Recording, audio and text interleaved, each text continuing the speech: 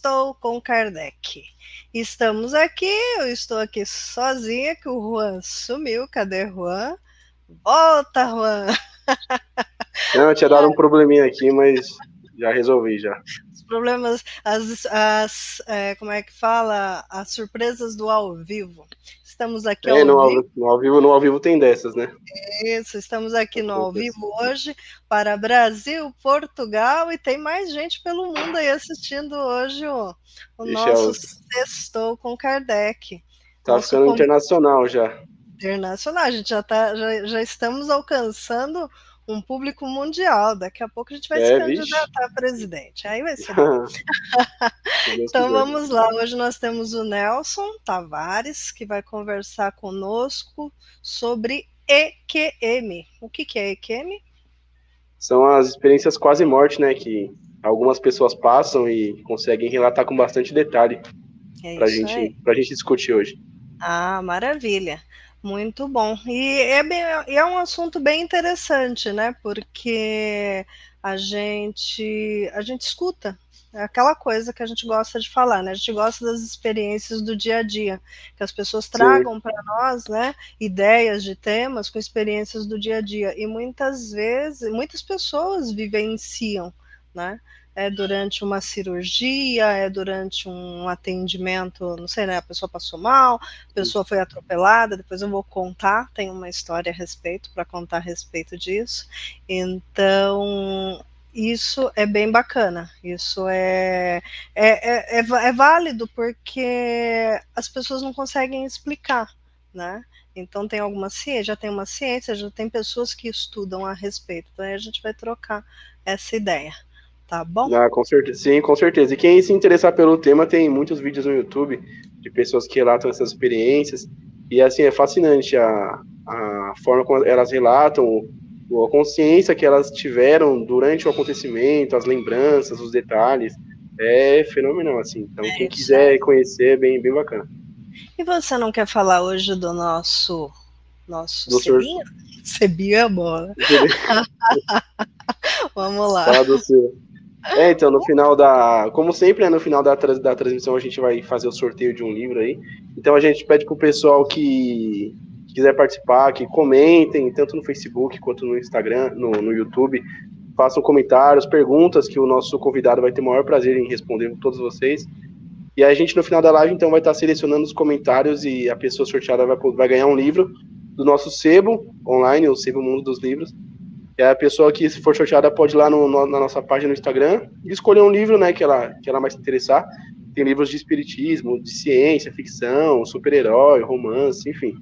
Tenho certeza que não vai faltar opção para quem for sorteada. Tem muita coisa bacana lá, né, Juan? Tem muita Com certeza. coisa e vale a pena passear lá pelo nosso sebo. O Juan está Sim. sempre postando novidades, então fica a dica aí. Então vamos lá? Então você vai lá, você vai fazer o sorteio hoje? Faço, pode deixar. Então tá bom, Vou ficar beleza. nos bastidores hoje. Ah, então tá bom. Valeu, Juan. Até daqui a Tchau, pouco. pessoal. Até mais. Volto eu agora. Agora eu vou chamar então o Nelson. Nelson, boa noite. Tudo bem? Boa noite a todos. Está me ouvindo bem, Cristina? Eu tirei o fone, estava mal. Não, Estava tô fazendo te ouvindo. interferência. Deixa eu arrumar o meu fone aqui, que eu acho que eu tô com o meu volume um pouco baixo. Não, mas tá ok. Tá dando pra gente escutar bem. Se o pessoal tiver com algum probleminha de tá conseguindo escutar, dá um toque aqui que a gente tenta fazer um ajuste. Então vamos lá. Vamos falar hoje sobre experiências de quase morte. Que você. Vamos trazer suas considerações. O que você tem para falar inicialmente para nós a respeito, Nelson? Primeira consideração que eu tenho para falar, eu quero agradecer primeiro ao Centro Espírita Irmã Ângela, quero agradecer a Cristina e ao Juan pelo convite, é um prazer estar aqui falando com vocês. Falar sempre de doutrina espírita é ótimo, e esse tema é ótimo porque são aqueles temas que entram num pouco do misterioso, do tabu, né? Muitas pessoas já passaram por algo parecido ou conhecem alguém, mas não falam, não comentam. Acho que foi ali foi um sonho, foi uma coisa, exatamente. Toma um remedinho, alucinação. Exatamente. A sensação vem disso, porque são experiências que a pessoa passa, só ela vivencia aquilo, né? Então ela acha, fala, não, é um problema da minha cabeça. Ah, eu passei isso porque eu bati a cabeça, então eu visualizei tal coisa, né? E é muito mais profundo, né? Essa questão. Então vamos começar. O pessoal ainda não entrou, vou mandar um abraço para todo mundo que está assistindo conosco hoje, né?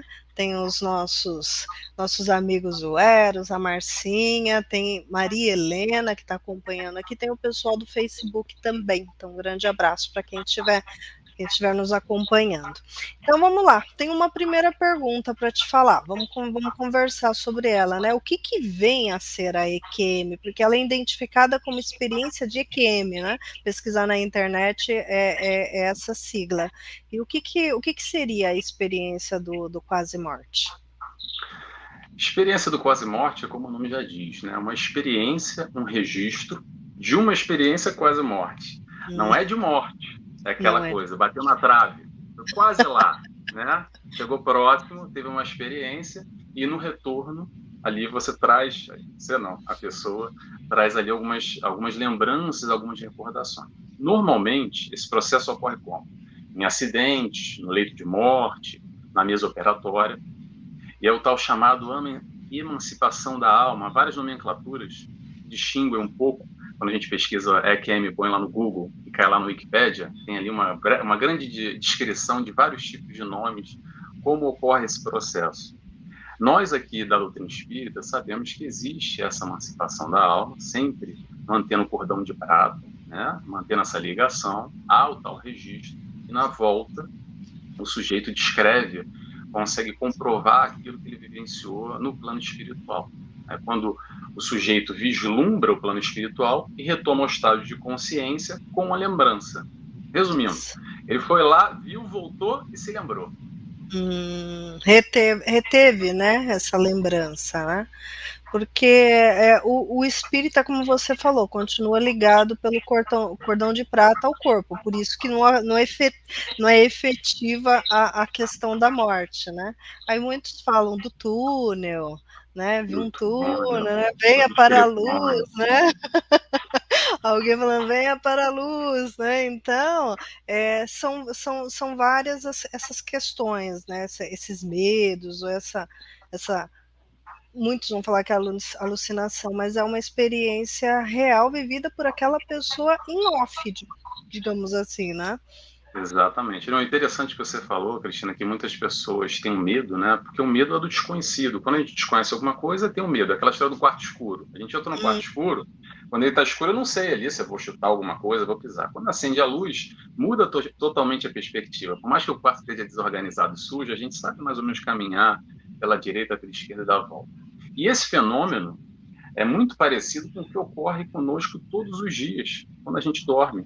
A emancipação da alma acontece todo dia quando a gente dorme, o nosso espírito, a nossa alma emancipa, né? E a gente tem algumas experiências espirituais e retorna. Agora, muitos daqueles que têm a lembrança total, a maioria não. Eu, por exemplo, não tenho lembrança. Mas há algumas pessoas que conseguem relatar com descrição completamente o que se passa no plano espiritual.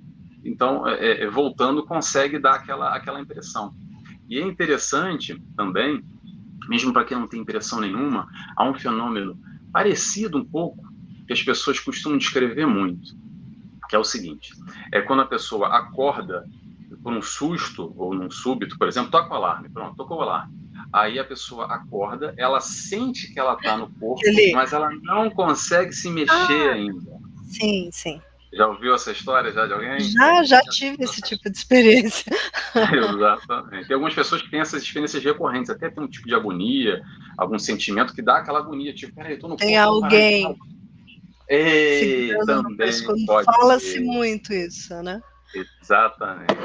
Então depende muito do caso, mas pode ser, nesse processo de ligamento ou religamento, nessa volta, que pode ocorrer essas impressões, né? Mas é bom a gente esclarecer que é um processo muito natural, não tem nada de muito misterioso, nada de muito fenomenal e muito sombrio, né? Que nem a entrada de vocês, que é ótima, ali só faltou o Gasparzinho. É bem isso mesmo. Então, você falou a respeito do desdobramento. Eu já tive, mais na fase da adolescência. Aí eu achava que era. Nós fizemos um sextou a respeito desse assunto. Foi, acho que foi um dos primeiros sextous sobre desdobramento, né? E realmente dá aquela sensação que você está subindo, seu corpo está subindo, você não consegue se movimentar.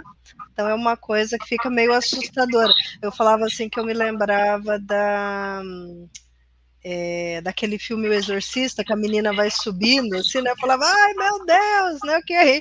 Olha só, a questão, você está dentro da situação, sua cabeça está funcionando, porque você está pensando a respeito do que está acontecendo, e você não consegue alterar a situação. Então, isso é que é interessante. A consciência está ativa. Tá tendo um retorninho de voz aí. Onde que tá vazando minha voz aí? Eu tô bem. Você tá me ouvindo bem, não? Não, eu tô te ouvindo bem. Aqui eu tô me ouvindo aí também. Mas vamos lá, vida que segue. Alguma experiência aqui extrasensorial. Então vamos lá, tem uma segunda pergunta aqui. Todos nós podemos passar por isso ou isso tem a ver com alguma crença? Todos nós podemos passar, não tem absolutamente ligação nenhuma com crença. Não é porque você desculpa, tá me ouvindo bem? Piscou minha tela aqui. Deu uma falhadinha, mas pode falar. Então não tem nada a ver com nenhum tipo de crença, de religião, se você acredita no mundo espiritual, se você não acredita. Isso é um fenômeno que ocorre nesse processo natural, e o que é interessante é que ele é muito mais estudado, muito mais aprofundado por não espíritas, então não tem nada a ver com espiritismo, né? Nos Estados Unidos e na Europa, principalmente, eles têm lá associações de estudo, né, de EQM. Nos Estados Unidos como é que se chama? O Near Death Experience, né? A experiência quase morte, pronto. Que tem toda uma investigação científica, médica, principalmente, nesse aspecto. E a gente tem a parte histórica também, porque isso já parece às vezes que é alguma coisa recente, que é novo, mas na verdade isso já tem registros desde a época de Sócrates e Platão, antes de Cristo. Mesmo, tá lá, procurar lá no Google. Eu pelo menos fiz o meu dever de casa ontem, mais ou menos, busquei. Originalmente foi esse nome, foi com um psicólogo ali, pós-Kardec, ali em 1890 e tal, não sei a data exata agora. E aí você tem também, para quem gosta de Divaldo Franco e Joana de Ângeles, um psicólogo muito famoso, que é muito citado, que é o Jung. Ele tem um relato dele, de uma experiência EQM que aconteceu com ele, está lá em um dos livros dele. Ele não chama EQM, mas a descrição é tal e qual nesse processo de EQM que a gente conhece e a gente estuda. Ah, que interessante. Eu sempre trago um caso, né? E isso aconteceu com o meu tio. Ele sofreu um acidente, um ônibus pegou ele na curva, né? Ele botou o pé na rua, o ônibus veio e pegou, jogou ele longe. E passou até, inclusive, com a roda em cima dele, né? Então, e ele falou que na hora do impacto, ele se sentiu jogado para fora.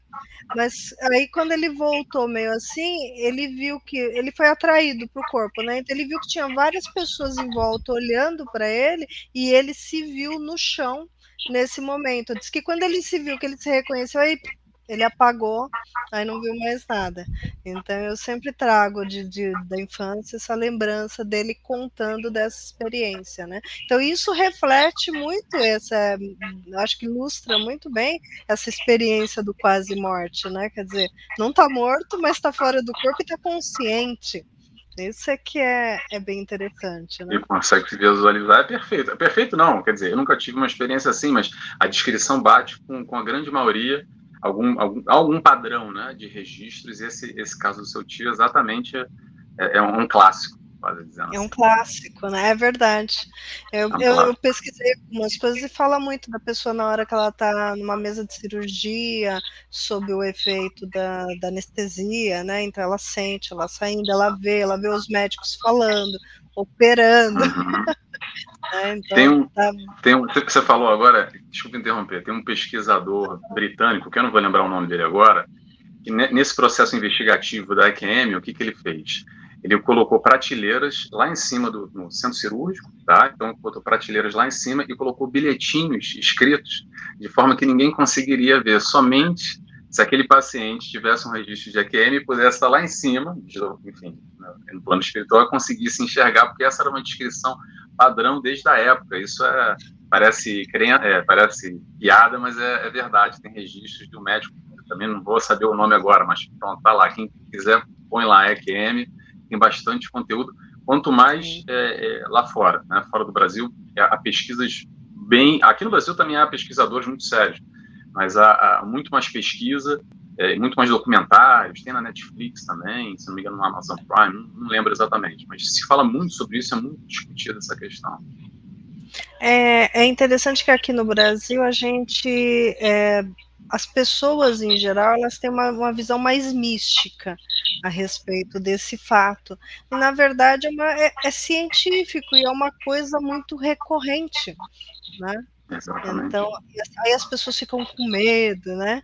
Então, voltando um pouco naquela do desdobramento astral, também o meu irmão falou que um colega de trabalho dele falou que um dia ele acordou que ele estava com o nariz no teto, né? Ele conseguiria ver o bilhetinho, né? Ele estava com o nariz no teto e que ele olhava para baixo assim, via a mulher dormindo e ele dormindo, né? Uhum. Então, tipo assim, né? O espírito vai como se o espírito não pudesse passar, mas também vem a questão da mente, né? Na mente dele, ele achava que ele nunca poderia ultrapassar uma coisa, poderia ir embora, né? Então tem essa questão, né? E aí aqui tem também, tá vendo, não temos uma pergunta ainda, então vou continuar com as minhas perguntas.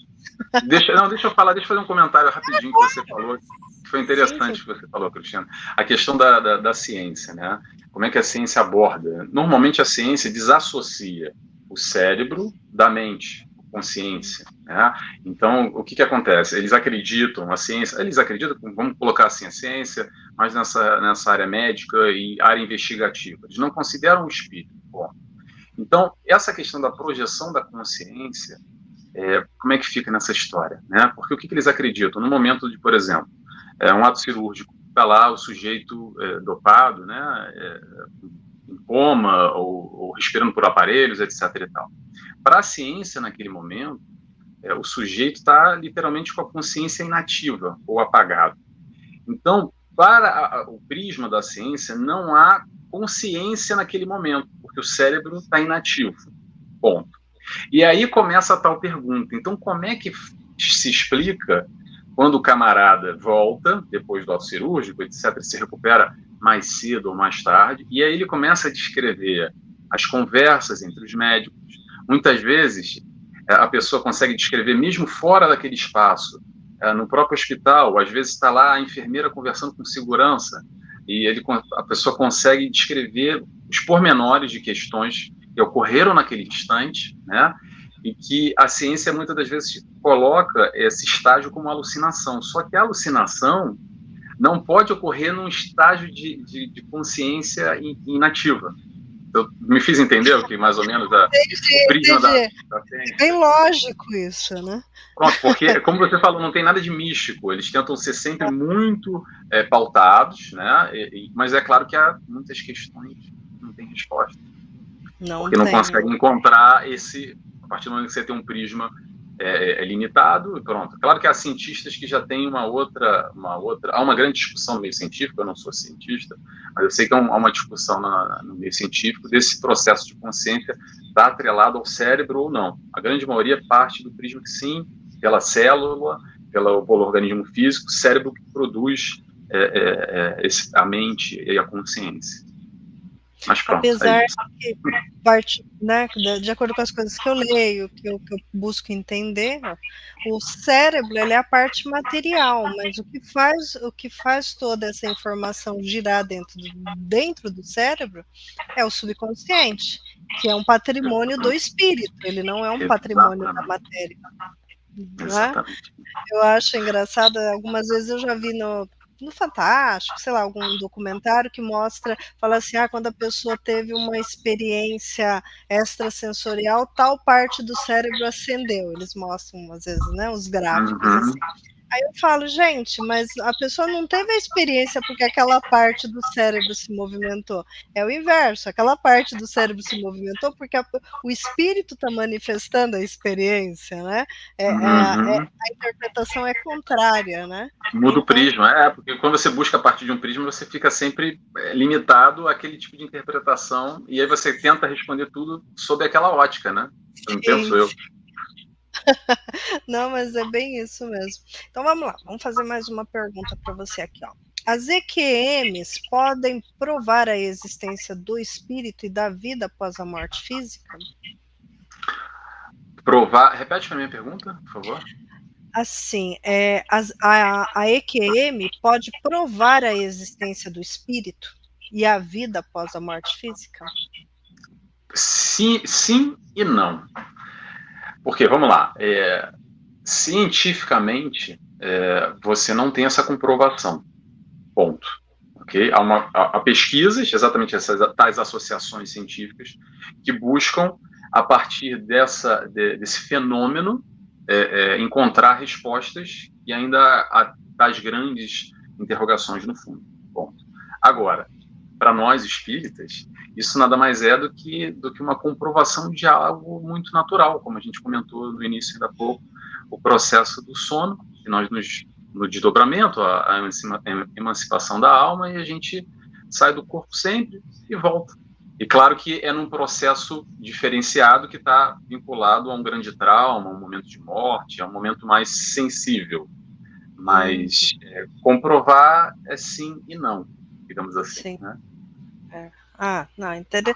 Porque a ciência, ela comprova através de experiências, de testes, né? A ciência é baseada na comprovação. E essa experiência é pessoal, né? Então é uma coisa muito de introspecção, a pessoa buscar dentro dela, porque não há como negar, não há como ninguém falar para ela, você tá louco, você não viveu isso. Você não viu, ninguém viu. Né? Exatamente, é sentimento. Então. E normalmente são sentimentos, exatamente, normalmente essa parte das sensações, né, que são várias, mas há ali mais ou menos um padrão, normalmente a descrição é que a sensação é muito boa, né, e tão boa que muitos não querem voltar depois. Isso é um fato que acontece muito nas descrições. Normalmente a pessoa quer ficar lá, porque lá deve estar bem melhor do que aqui, imagino eu, né? Com certeza. Normalmente eles sentem porque é muito acolhedor, né? Reencontram entes queridos, às vezes. Tem o tal do túnel, como você falou. Eles muitas das vezes registram alguma pessoa que tem um sentimento muito forte, mas elas não reconhecem aquela pessoa. Normalmente deve estar vinculado a alguma experiência no plano espiritual ou de outras encarnações, aqueles tais entes queridos nós nem conhecemos. Né? E nosso ente querido, a gente normalmente está circunscrito à família de hoje, aos amigos, mas às vezes não, com certeza nós temos entes queridos de outras encarnações, então pode haver esse tal reencontro, por exemplo, né? Às vezes a tal conversa direta com os mentores ou os espíritos que auxiliam, que protegem naquele instante, e há uma troca, alguns casos relatam perguntas e respostas, tentando explicar o porquê, o que aconteceu, né, vislumbrando um momento ali, um marco. Normalmente isso é um marco na vida de quem teve essa experiência. A experiência quase morte normalmente é muito forte e marca muito. Isso é um fato. É um fato. Não, interessante. E no caso, aqui fala assim, quais as sensações que são sentidas durante uma EQM? As sensações vão mais para essa questão uma sensação boa. Normalmente a descrição, não vou cravar aqui, mas as descrições, normalmente quando a gente faz uma pesquisa, é sempre muito acolhedor, né? Muito acarinhado. Essa questão do túnel é sempre não é um túnel escuro e sombrio, né? Com Gasparzinho lá. É um túnel que traz um acolhimento, traz para a pessoa aquela vontade aquela questão de bem-estar, aquele sentimento de bem-estar. Tão forte e muitas das vezes eles não querem voltar, né? Porque imagino que deve ser muito bom realmente. E esse registro, como é forte de sentimento, e aí quando a gente fala de sentimento, a gente entra numa esfera muito difícil de mensurar. Porque o que é forte para você, Cristina, o que é forte para mim? Ou para quem está me escutando agora, está nos escutando, né?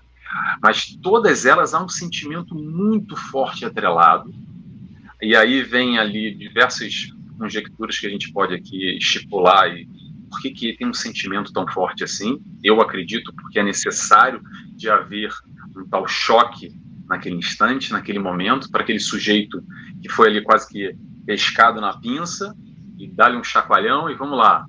E aí, quando o camarada volta, depois de ter passado tal situação, muitas das vezes a pessoa muda, há diversos indícios de que a pessoa muda, só que vem a história do livre-arbítrio, né? Não é porque você teve um EQM que você vai mudar a sua postura, a sua conduta. Normalmente são pessoas que estão vinculadas a uma questão material muito forte. É difícil cravar aqui. Há diversos relatos, é muito amplo, não há um padrão único. Há uma via de regra, né? Exatamente. Mas há esse tipo de sensação nessa questão de sensação. Normalmente são experiências muito positivas, muito chocantes a tal ponto que a pessoa, quando volta, consegue mudar a vida da pessoa a partir daquele instante. Normalmente, mas não é todo caso. Não, é interessante, porque a experiência mediúnica, né, quem atua, né, no centro como médium, né, porque eu sempre gosto de reforçar, médium todos nós somos, né, indistintamente, uns vieram com compromisso, uns vieram com essa sensibilidade mais aflorada, mas todos são. Então, isso daí também dá para entender por que as pessoas têm uma experiência tão semelhante, né? Porque todos nós temos essa condição em nós, né? Então, não é do cérebro, né? A gente volta a falar, né? Não é uma coisa do cérebro, é uma coisa do espírito, né? Um patrimônio da alma, né? Do subconsciente que está no espírito, né? Naquele livro do irmão Jacob, que eu gosto de citar bastante, Voltei, depois a gente coloca aqui a indicação do livro, quando ele relata o momento em que está sendo feito o desligamento do cordão de prata, que ele fala que assim, que tá se diluindo aquilo, né? Então, diz que ele começa a reviver as cenas da vida dele. Então, aquilo começa a vir como, né, um filme. Né? Então, aí ele explica que é a hora em que o espírito tá trazendo para ele de novo todas aquelas informações, né? Tá trazendo o patrimônio dele, tá tirando do cérebro, né? Então, na hora, é como se fosse um arquivo. É como quando a gente vai passar um arquivo de um lado para o outro, a gente vê as pastinhas indo, né? Então, download e upload. Exatamente. Então, eu imagino que o processo ilustrando é muito parecido. Então, todo o nosso arquivo vem. Então, é a hora em que ele vê as cenas. E muitas pessoas também no EQM chegam a ter algumas lembranças também, né, da vida, né, mas ela não vai. No caso do irmão Jacob, ele foi, mas a pessoa não vai, ela lembra, mas não vai. Você falou, agora me lembrou, há muitos aqueles filmes americanos que a pessoa está ali nesse momento quase morte, né, e aí o que acontece? Ela vê o filme da vida dela, desde criança, aqueles pontos, aqueles marcos, né, aqueles momentos que foram mais importantes. E acontece relatos exatamente disso. E diversos casos, né? Mas vamos lá. Além disso, há muitas das vezes uma conversa direta, muito provavelmente com o mentor, com o anjo da guarda, com o espírito guardião, enfim, quem está lá encarregado, que dá ali algumas direções, algumas explicações para o sujeito. E agora, aí vem sempre aquela história. Ok, a pessoa teve o EQM, teve a oportunidade, quer que seja como a gente possa interpretar essa questão. Agora, voltando, aí é o livre-arbítrio de cada um, né? O que a gente vai fazer com essa informação? Na verdade, eu acho que a gente não precisa de EQM nenhum para saber o que é certo ou errado, né? Essa é a grande verdade. Mas a EQM, às vezes, é um processo de oportunidade, de mudança de vida. Essa é uma das questões que não é muito falado, mas eu interpreto dessa maneira até pegando em conjunto com tudo que a gente estuda da doutrina espírita e toda a intervenção da espiritualidade ao nosso redor o tempo inteiro, que está lá nos amparando, cuidando, dando suporte, chegando um pouquinho para o lado, um pouquinho para o outro, né, para manter a gente mais ou menos no caminho e dar sequência no nosso planejamento reencarnatório, que é o mais importante. O que a gente veio fazer aqui, né, porque está lá, o planejamento reencarnatório, muito bem planejado, nos mínimos detalhes, só que às vezes a gente se perde, né? E aí tem, às vezes, uma chamada ali para ser uma oportunidade de retorno, né? Chamada de atenção. Muitos falam realmente que encontram com pessoas, né, com pessoas que trazem um sentimento positivo, né? Isso é uma vivência, parece que até mais, digamos assim, mais vívida fica para a pessoa, né? A lembrança, o sentimento, do que quando a gente faz o desdobramento à noite durante o sono. Talvez por causa do nosso dia a dia. É como você falou, é um impacto, né? É uma situação impactante. Então a pessoa, né, ela dá aquele tranco. Agora a gente, durante o sono, a gente acaba levando os problemas do nosso dia, né? A gente leva as preocupações, né? Aí quando você chega do lado de lá, seu mentor tá lá te esperando, né? Vamos conversar, né? Aí você tá lá, ligado nos problemas, e na verdade o que ele tem para passar você acaba assimilando muito pouco. É uma pena, né? Também eu não quero passar uma experiência de quase morte para conseguir ver meu mentor. Tá na hora da gente aprender a se cuidar, né? Cuidar dessa coisa do nosso mental, para que essas experiências elas possam ser vívidas, porque é de grande valor para nós, no dia a dia, nas nossas experiências do dia a dia, como viver em sociedade, né? Eu sempre falo que viver em sociedade é uma arte, e a sociedade viver com a gente também é uma arte para ela, né? Porque nós não somos nenhum alecrim dourado, assim, né? É verdade. Tá tudo bonitinho, tudo pronto, né? Se nós nos dedicássemos mais aos estudos, à compreensão dessa parte da nossa vida, a gente não ia precisar de uma experiência como essa. Mas vamos lá. Que nem aqui fala assim, algumas pessoas mudam alguma coisa, né, após passar. Até você comentou, vai de cada um, né? É muito pessoal, né? Agora, é interessante isso que até você falou, vou fazer um link com o que você estava comentando ainda há pouco. Porque nesse processo de EQM, o que acontece? Há um registro, a pessoa volta com tal registro e às vezes muda. Mas também acontece muito, que não entra com essa nomenclatura EQM, mas nesse processo de acidentes, de momentos muito impactantes, né, de falta de saúde ou de doenças, e, enfim, o que pode acontecer de muito grave. Às vezes as pessoas, durante esse processo de coma, ou numa mesa cirúrgica, ou induzidos ou não, enfim, elas têm ali, não têm um registro, não têm a lembrança, mas voltam e também modificam a vida delas. E aí eu acho que esse é um ponto interessante, porque a gente está, muitas das vezes, focando no registro. Ter ou não registro, se a gente for olhar por essa ótica, é indiferente, porque o importante é o quê? O importante é mudar. Porque se de alguma forma o que aconteceu ali naquele instante, a pessoa lembrando ou não, se ela mudou para melhor, e eu acho que é isso que a gente está aqui, para mudar para melhor, nesse processo evolutivo que a gente está, exatamente é o que vale. Então, tem essa EQM, digamos assim, que eu não sei qual é o nome, mas é uma EQM que não se lembra. Né? Eu conheço casos assim, de pessoas que após um acidente mudaram a vida, reveram muitos conceitos, apesar de não ter uma lembrança clara e nítida do que se passou naquele instante.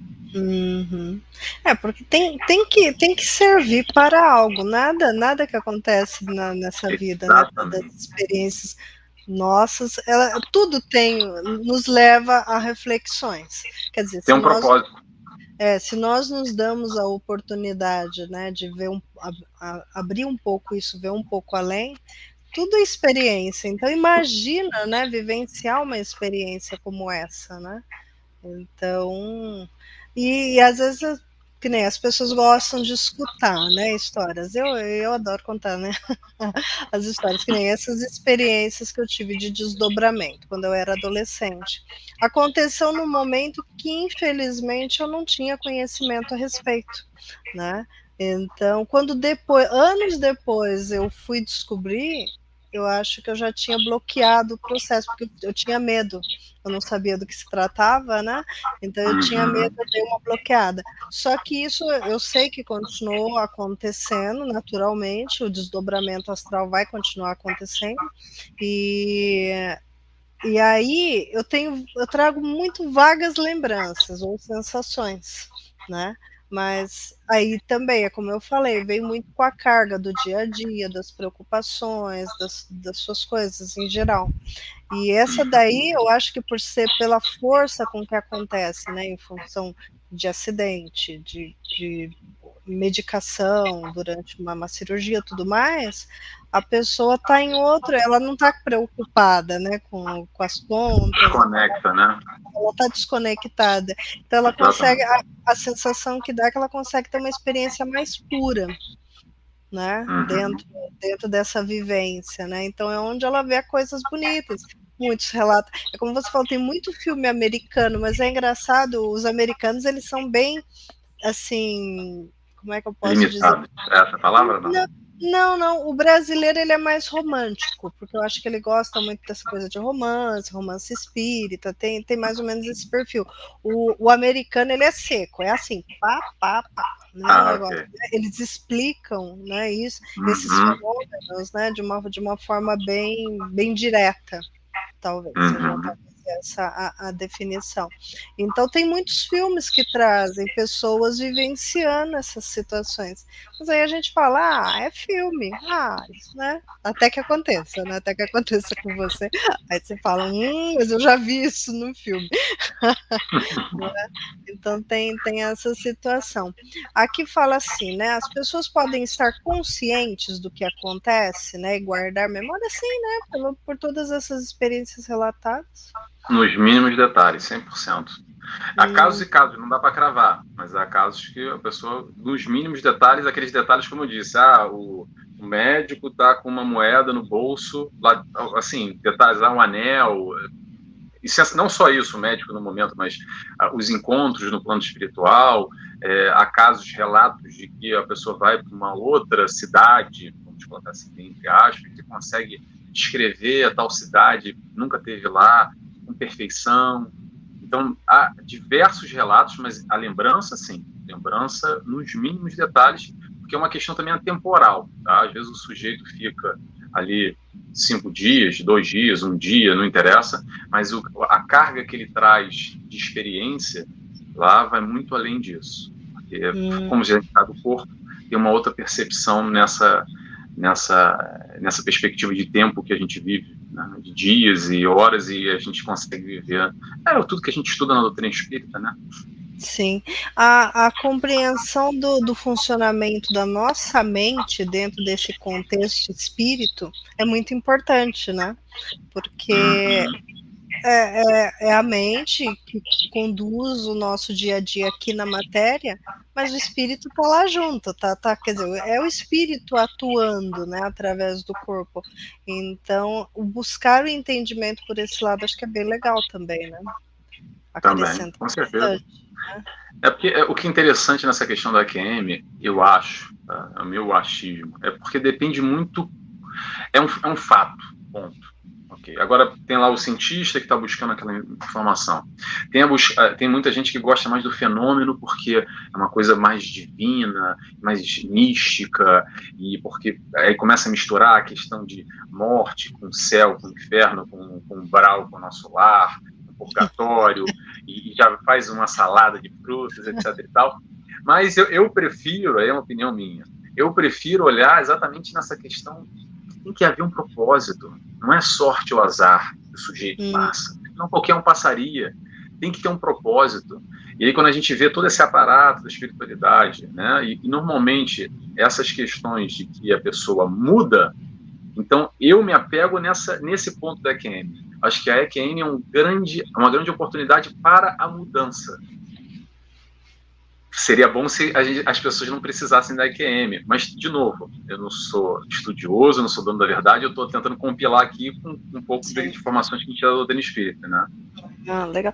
Porque se não for pela ciência, dentro desses estudos que a gente, como você citou vários, né, que existe tanto aqui como lá fora, se não for por esse estudo, tem que ser dentro da visão espiritual.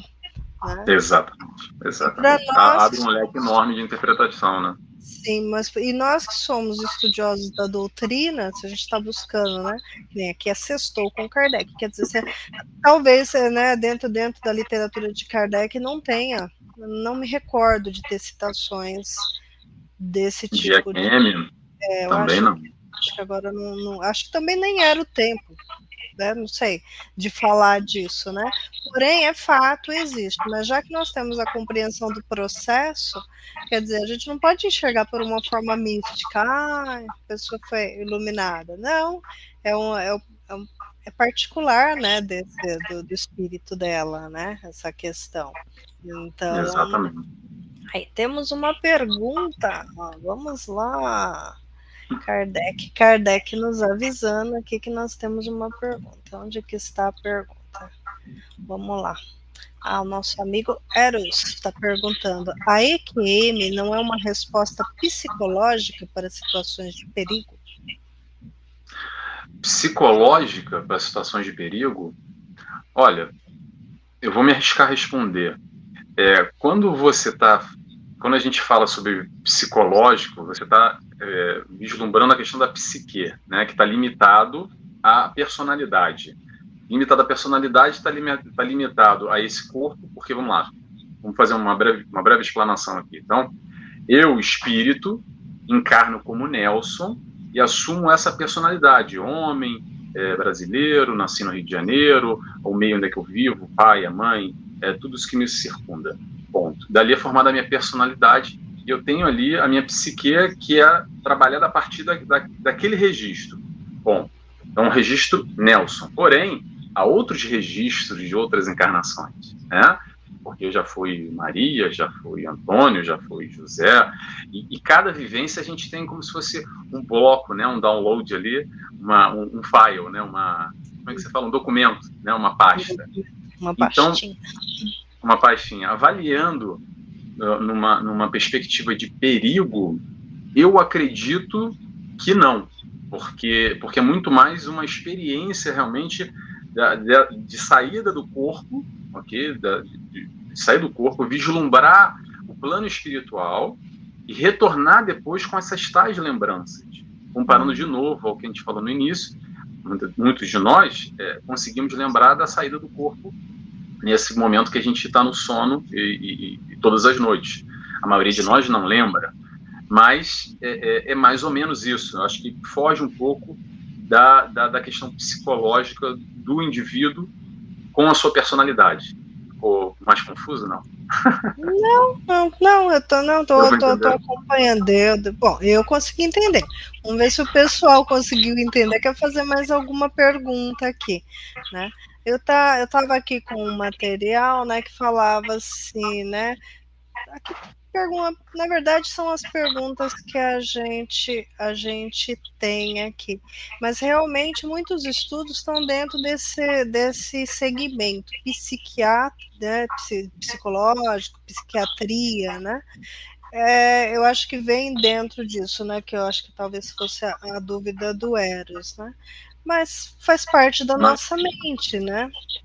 Com certeza. Não, o registro existe até porque vai passar pela psique, mas isso já, digamos assim, no retorno, né? Porque a gente tem o acesso ao plano espiritual, digamos assim, a sair daqui do nosso casulo, né? Do que a gente entende como consciência nesse processo atual aqui, Nelson, Cristina, a sua vida, não sei se casada, filho de mãe, pai, o seu trabalho, etc. e tal, e você tem uma experiência fora, e aí nessa experiência fora, que muitas das vezes você tem a oportunidade de encontrar o seu mentor, e você, não sei a Cristina, mas consegue, só se tiver uma mediunidade muito mais apurada, né? Mas não é o caso de mediunidade. Tem que separar um pouco a questão de mediunidade do que é quem é. E você consegue registrar aquilo, e na volta você tem esse processo de consciência. Tanto que, como eu dei até um exemplo agora há pouco, desses tais entes queridos de uma outra encarnação, que você tem o sentimento como se fosse um pai, uma mãe, alguém que você ama muito, um filho, uma filha, só que você não reconhece aquela figura, aquela pessoa. Mas ela está lá, e você sabe que ela é alguém que você ama muito, e você sente. A gente está falando de sentimento, é difícil descrever esse sentimento, né? E aí, quando você retorna com essa lembrança, até do rosto da pessoa, mas isso não está no seu registro atual da sua psique, não está nesse file, nesse documento desse momento. Então, por isso que eu acredito que não é, de novo, soltando a verdade, muito longe disso, mas eu acho que acredito eu que não é uma coisa, não tem a ver com a outra. Quer dizer, tem a ver, né? Porque acaba se juntando. Mas eu acho que a gente não pode buscar resposta através da psique, da personalidade, desse eu momentâneo.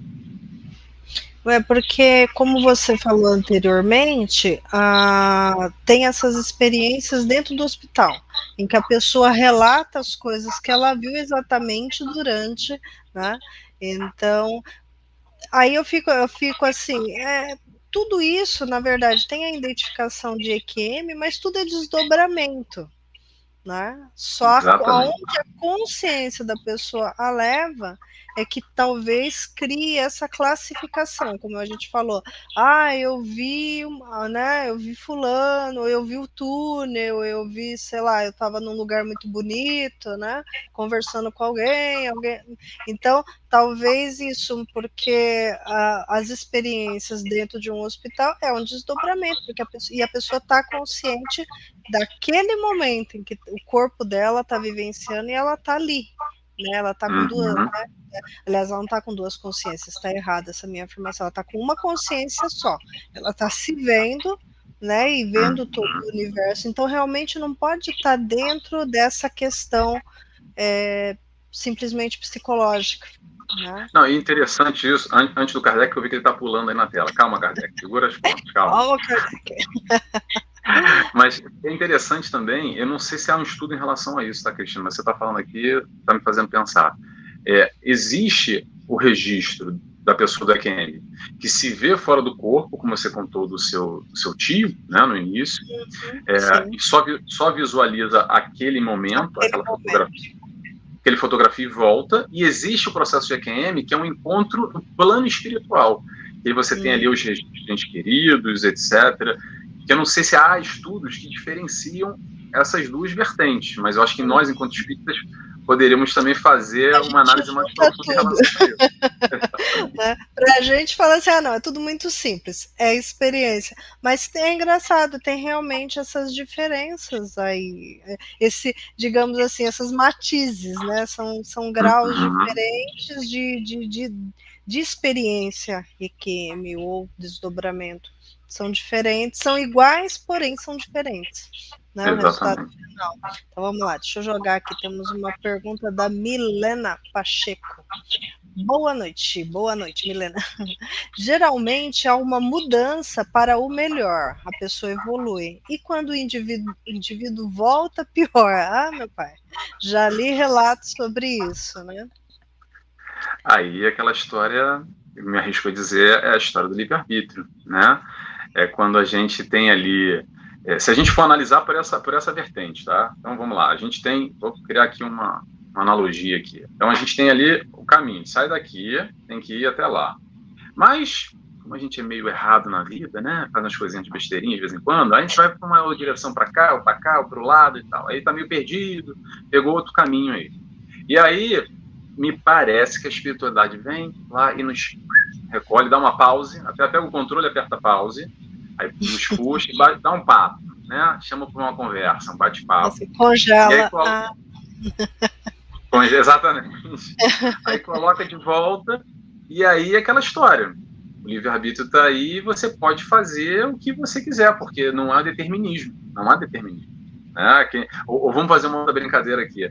É lá o aluno que está fazendo um monte de besteira na sala de aula, aí vai para a coordenação. Aí a coordenadora chama a atenção dele e dá, digamos assim, uma outra oportunidade para ele voltar e fazer a coisa como tem que ser, direitinho, bonitinho no caminho. Só que ele vai voltar, não quer dizer que ele vai fazer, né? porque aí entra o livre-arbítrio. O que eu acredito que acontece nesse processo de EQM é que o baque é muito forte. O baque é muito forte. A espiritualidade quase que pega a gente e dá ali uma batida nas pernas, que sabe aquela que balança, e balança o suficiente porque é algo muito impactante para rever os tais conceitos de como a gente vai levando a vida. Porém, não necessariamente a gente vai fazer a escolha para a direita ou para a esquerda. A gente pode voltar ao caminho que a gente estava antes, né? Aí porque às vezes o pior, na verdade, a pessoa volta fazendo novas escolhas.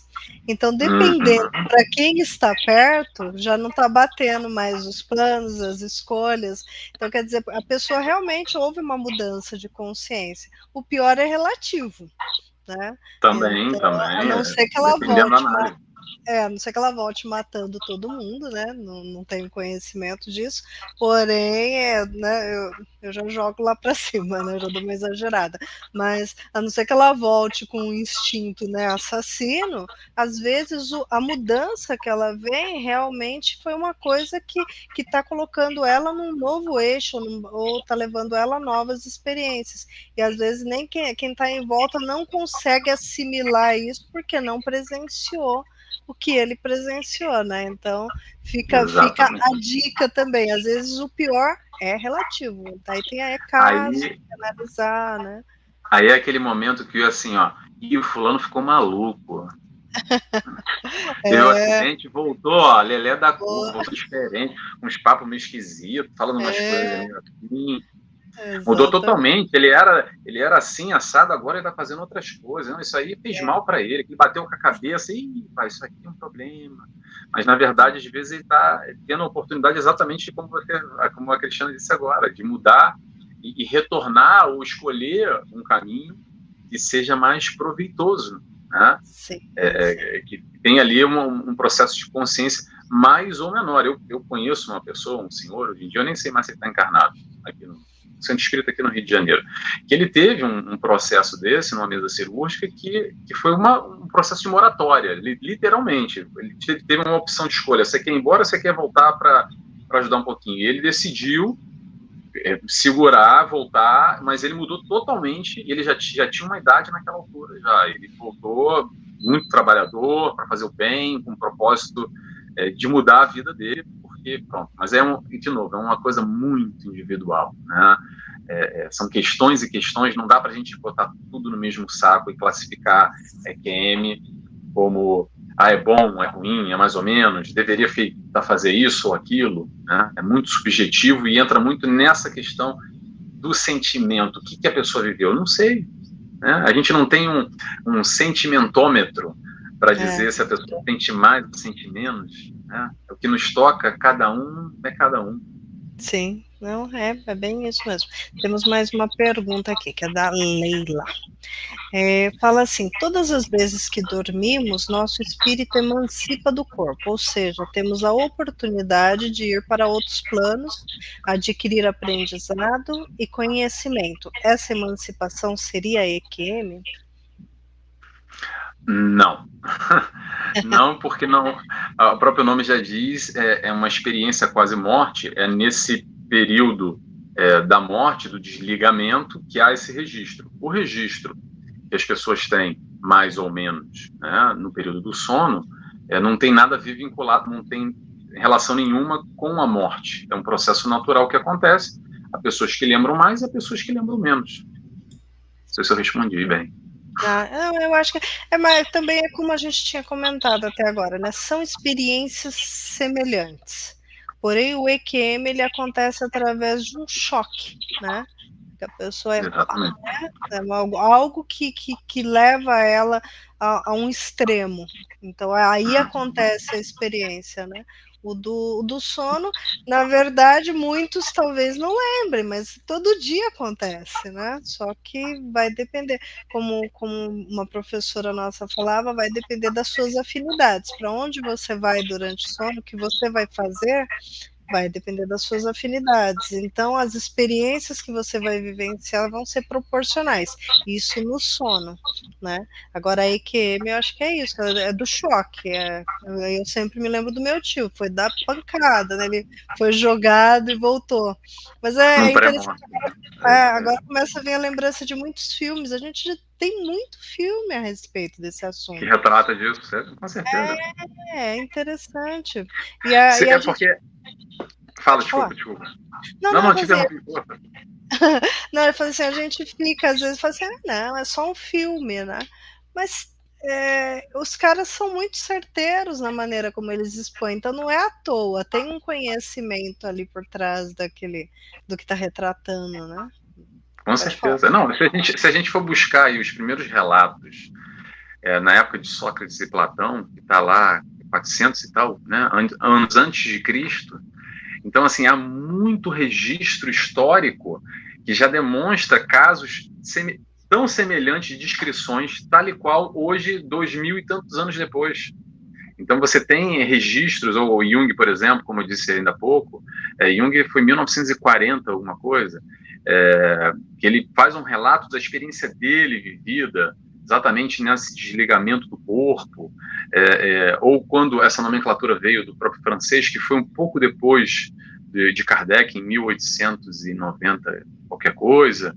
Então, assim, isso já é normal, já faz parte. A diferença é que agora, às vezes as coisas... Agora não, mas às vezes as coisas viram moda, né? De repente, aí começa a se falar daquilo, e aí se cria um pouco de mistério, aí a produção cinematográfica coloca aquela musiquinha de mistério no fundo, né? Parece que sempre vai vir alguém, vai dar um susto, aí cria um pouco de drama, aí as pessoas, por ignorância, nós, por ignorância, né? Por não sabemos muito bem o que se passa, aí a gente já faz essa misturada toda, etc e tal, com o divino, com o misticismo, e tal, mas na verdade, pelo menos digo por mim, para nós espíritas, isso é algo muito corriqueiro, muito normal, nada mais do que um dia a dia dentro do que a gente estuda, né? Que vai até muito, muito, muito além do que essa questão desse registro de EQM, por exemplo, né?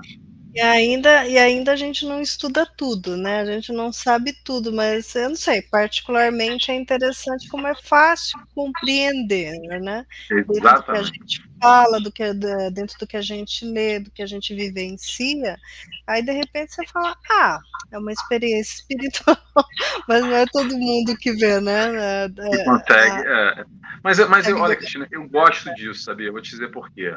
Porque quando sai da questão espiritual e é investigado pelos cientistas e tal, porque é um fato, e aí quando entra nessa questão do indiscutível, há todo um questionamento e acaba mais ou menos direcionando as pessoas a buscarem outras respostas que não conseguem encontrar num dia a dia, somente na questão da matéria. Isso não estou falando nada com o espiritismo, mas com a questão do além matéria. Aí vai dentro de cada crença, se é com religião, sem religião, mas há muitas perguntas que não têm respostas. Eu acho interessante quando a gente vê um movimento como esse, principalmente que é mais forte na Europa, nos Estados Unidos, que não é tão religioso assim, né, e é totalmente desvinculado, mas quando você não encontra resposta de um lado, algumas pessoas, não todas, vão buscar de outro. E aí esse é o momento da virada, de virar a chave, e eu acredito que é uma oportunidade de ampliar a consciência, de abrir as portas para entender que há algo além do que somente a explicação do médico ou do cientista. Porque se eles pudessem responder, já teria respondido, né? Às vezes as pessoas me falam, mas você vê tudo dentro dessa ótica, né? Aí eu falo, me faz sentido, né? Tudo bem que às vezes faz sentido para mim, não faz sentido para outras pessoas, mas dentro do que eu busco, isso faz sentido. Então é tudo isso que você falou, né? Partiu da ciência, né? Que nem também tem muitos relatos na internet a respeito de pessoas que lembram, né? Crianças muito pequenas que lembram das vidas anteriores, descreve, conhece pessoas, conhece lugares que eles não. Aí a pessoa fala assim, mas veio da memória, tá, mas da memória de quem, né? Quando não se absorve memória dos outros, né? Então, aí aonde que vai explicar, né? E o pessoal fala assim, fica no inexplicável, mas realmente você vai ter que pegar um ponto para você dissecar aquele assunto, para você falar, bom, aqui não explica, aqui não explica, aqui já dá para a gente mais ou menos entender essa dinâmica, como que a coisa vai, né? Então começa a fazer sentido. Mas E foi ótimo esse exemplo que você deu, Cristina, sobre crianças, porque também, nessa mesma linha científica, o maior pesquisador de reencarnação até hoje, eu não sei se você conhece, Cristina, é o chamado Ian Stevenson, que é um norte-americano, que fez pesquisas durante muitos e muitos anos com casos de reencarnação, com crianças, registros, tanto que hoje, eu não sei se é Pensilvânia ou Carolina do Norte, eu não sei, uma faculdade tem um instituto, tem uma divisão para pesquisas dando continuidade, ele desencarnou há pouco tempo, não sei, coisa de 10 anos atrás, não lembro exatamente. Mas ele é um pesquisador, tem livros escritos sobre isso, super detalhados, que comprovam exatamente, ou não, né? Comprovam ou não comprovam, depende de quem está lendo o livro, né? Essa questão da reencarnação, principalmente em crianças até os 7 anos de idade, que trazem essa memória de uma encarnação pregressa, muitas vezes, e chocam, né? O papai e mamãe, e aí, às vezes, o papai e mamãe manda rezar 10 Pai Nosso, 5 Ave Maria, tomar um remedinho, tomar mais todinho, e essa criança aí... vamos levar, tem uma esquizofrenia, normalmente é considerado isso, né, quando a criança vem trazendo algumas coisas que não é do dia a dia dela, né, infelizmente, mas tem que nem no YouTube tem muitos vídeos acho que da BBC de Londres, falando a respeito desse assunto, tem da National Geographic, que também tem a respeito de reencarnação. Quer dizer, lá eles trazem um material, por ali já dá para você ver que fala assim, não, o negócio acontece em lugares diversos, né? E teve uma época que tinha um programa, acho que era no Canal 11, era um programa espírita, não lembro o nome agora, já faz muitos anos. Eu lembro que na época veio um delegado que ele falou que eles tinham um maquinário, que eu acho que um equipamento que parece que tinha sido fornecido pelo FBI, alguma coisa assim, e que identificava digitais, né? Então eles conseguiam localizar qualquer digital que batesse ali, o banco de dados ia buscar, né? Super rápido e tal. Aí ele falou que pelo estudo, ele era espírita, algumas coisas assim, ele começou a estudar crianças que vinham relatando, né, ou pais que vinham relatando a experiência de crianças. Aí ele pegou um menino, aí todo mundo falava que o menino se parecia com o avô, coisa e tal, e o menino tinha uma marca funda aqui no peito, na altura do coração. Aí o pessoal falava assim, ele lembra muito o avô, e o menino tinha pesadelos terríveis com trovões, essas coisas assim. Então, aí foram fazer a digital do menino, e ele tinha a mesma digital que o avô, né? Aí, então, fala-se que a digital realmente é uma marca única. Diz que se a pessoa reencarnar dentro de um prazo de 100 anos, é possível provar que ela reencarnou. E o menino tinha sonho, e parece que o avô tinha morrido numa situação de guerra, alguma guerra, então ele tinha medo de barulho de explosão, essas coisas assim, e tinha morrido com a bala na altura do coração, que era a mesma marca do menino. Isso daí eu guardei faz muitos anos, eu achei muito interessante. Essa da digital eu não conhecia, mas eu não consigo tem mais essa matéria a respeito disso. Eu vou continuar pesquisando, se eu conseguir eu compartilho com vocês. Tem dois pesquisadores, um que eu recomendo, norte-americano esse, que é o Ian Stevenson, só colocar aí, e tem o brasileiro, se não me engano, acho que o Hernani Guimarães, não sei também, que tem uma obra, esse é espírita, e tem uma obra aprofundada sobre isso. Mas um caso, já que é para contar caso, a gente tem tempo ou não? Temos, pode falar. Pronto. O sextou dura 1 hora, ele pode chegar 1h30, vai dependendo do assunto. Vamos lá. Depende de como é que tá a balada, né, com Kardec. A balada tá boa com Kardec aqui, vamos lá. Tem um caso desse do Ian Stevenson, se não me engano, são 70 casos. Não lembro ao certo, faz muito tempo que eu li esse livro dele. E é um livro livro de cientista, então você tem que ter paciência para ler, né? Muito explicadinho. Mas o que ele fazia? ele ia nos países, inclusive teve caso aqui no Brasil, tá? Ele ia nos países ver esses tais registros dessas crianças que eram, assim, apresentavam uma coisa demasiada, muito forte de lembranças, e ele fazia um acompanhamento. E eu lembro que ele, num dos casos, ele foi para a Índia, e o acompanhamento não era uma semana, não. Ele voltava lá 2, 3 anos depois, 5 anos, e ia fazendo registros sempre para fazer um estudo científico para a questão da reencarnação. O foco dele era esse.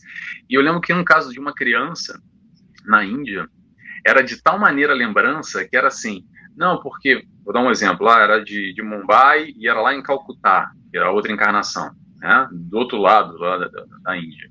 E ele falava assim, não, eu lembro, é a vila tal, meu nome era tal, na família tal, vamos lá. Aí é assim, aí ele chegava lá, já descrevia tudo. Aí quando chegava, batia tudo. Aí ele, isso é uma criança, eu não lembro a idade, deve ser de 5, 6 anos, não lembro exatamente qual era a idade da criança. E a criança chegando lá, ainda botou o dedo na cara lá do vizinho, quem que era, que estava devendo dinheiro, que morreu e que não pagou. Tem um caso desse para você ver o nível de lembrança.